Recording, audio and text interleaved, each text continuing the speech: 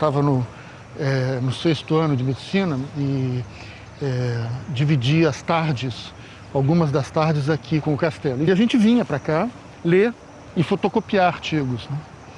Então, quando a gente chegava aqui e via uma pessoa com uma roupa, com um avental, aquilo me encantava. Eu te juro que a minha sensação, eu já disse isso uma vez, é que eles voavam.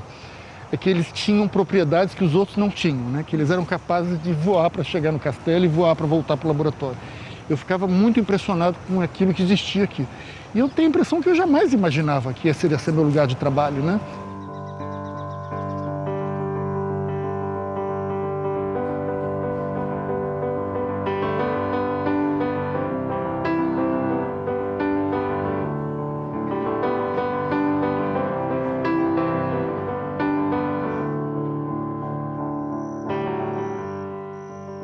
Meu pai e minha mãe me ofereciam livros de medicina.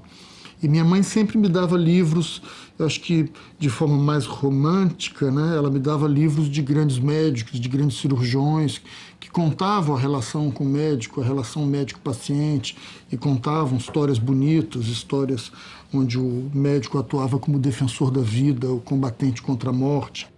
Meu pai, ao contrário, me dava livros sobre cientistas. Me lembro dessa distinção. Meu pai me oferecendo livros sobre a ciência e minha mãe me oferecendo livros sobre medicina. Eu acho que me encaminhava para a medicina, na verdade. E era assim que eu imaginava a construção da minha carreira, né? E que eu não vislumbrava, a priori, como uma carreira acadêmica. Até começar a ter contato com os professores que me encantaram, que me impressionaram porque eram grandes médicos e eram grandes professores, grandes mestres. A imunologia era uma área que me interessava, era uma área que me atraía.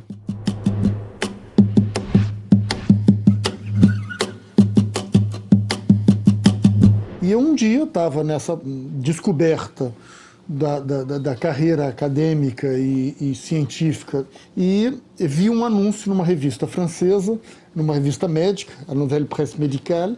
Eu vi um anúncio do doutorado em imunologia. E eu disse, é isso que eu quero fazer. Foi uma carreira extraordinária. Eu acabei sendo o primeiro da minha turma a concluir o doutorado, porque eu tinha que voltar para o Brasil. Eu não podia estar no Brasil com o que eu tinha aprendido durante um doutorado, que tinha me custado 6 anos e meio da minha vida, e ao governo também, e vir estudar só o que eu queria. Eu percebi que eu tinha que fazer outras coisas.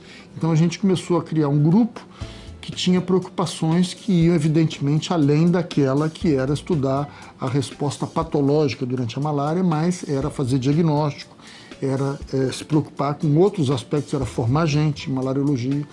E muito rapidamente eu tive a oportunidade, eu acho que a Fiocruz é uma instituição que permite que tais coisas aconteçam. Eu criei, por exemplo, em 86, eu tinha 34 anos quando aconteceu, eu criei as reuniões nacionais de pesquisa em malária, acontecem até hoje em ritmo bienal e itinerante no país, nós estamos na 14ª, se eu não me engano. Eu tinha 35 anos e eu fui pesquisador titular mais jovem da Fiocruz. A Amazônia tem 807 municípios. Desses 807 municípios, 37 explicam 80% da malária de toda a Amazônia, que basicamente é a malária do Brasil, é 99,6%. E uma das minhas maiores surpresas trabalhando com malária no Brasil foi descobrir que eles não sabiam sequer como tinham ficado doentes. E eu me lembro aqueles para os quais nós explicamos que malária se pegava através de um mosquito, e eu me lembro de uma resposta que quase me desconcertou, né? Porque seria cômico se não fosse trágico. Ele respondeu para mim, um mosquito? Não, doutor.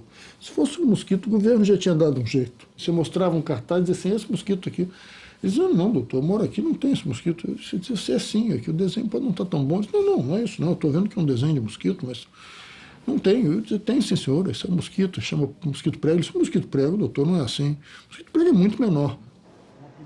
Eu acho que é um excelente sinal. Então, eu queria já fazer uma média. O nosso papel, eu acho, numa instituição de pesquisa, em relação à formação de recursos humanos, eu diria que é de formar pensadores, certo? Não é de formar especialistas, né? Dentro desse desafio é que eu acho que ele tem que aprender a ser autônomo para ser um pensador naquele assunto ou em outros, e acho que ele tem que ser formado para ter a sensibilidade, para como brasileiro, como cidadão, entender que tem que haver um certo equilíbrio, tem que haver uma certa justiça. Não pode ter a doença do miserável, a doença do desassistido e as outras, né? E a Carla, então, trabalharia no projeto de vacina. Eu queria que você já conversasse com ela. Eu acho que a gente aumenta as chances se a gente começar, até psicológico, tá com os alunos próximos. Eu acho que foi uma das constantes da minha trajetória na Fiocruz, que continua, né? Que foram mais estimulantes. Eu acho que hoje, mais ainda, porque hoje eu acho que diante da internet você está diante de alunos que podem conhecer, eles não têm a vivência para analisar o fenômeno, o fato que você tem, mas eles podem conhecer pontualmente mais do que você. Então o papel do professor, o papel do orientador é outro, né? É nortear e é mostrar para eles coisas que não estão no livro. Pouco também da nossa missão é dizer para aquele sujeito que estuda malária cerebral em camundongo, que estuda desenvolvimento e teste de drogas em células, em populações celulares específicas, ou num cultivo in vitro, num laboratório com ar refrigerado, que isso acomete e mata pessoas, e mata crianças abaixo de 5 anos, as pencas, em todo o mundo. Os nossos ensinamentos, você não pode deixar de dizer para o estudante que ele tem e pode sim que intervir para modificar a nossa realidade. E a maior virtude de todas, aquela que eu mais respeito, é a dedicação. Os alunos e os colegas que eu vi passar por mim e que eu achei que eram e que seriam brilhantes, eram pessoas que eram capazes de se dedicar às coisas, de se dedicar muito, de se dedicar sem reserva. A curiosidade é um fator absolutamente determinante do sucesso, porque a curiosidade pode fazer ou não você levantar da cadeira para ir buscar uma resposta.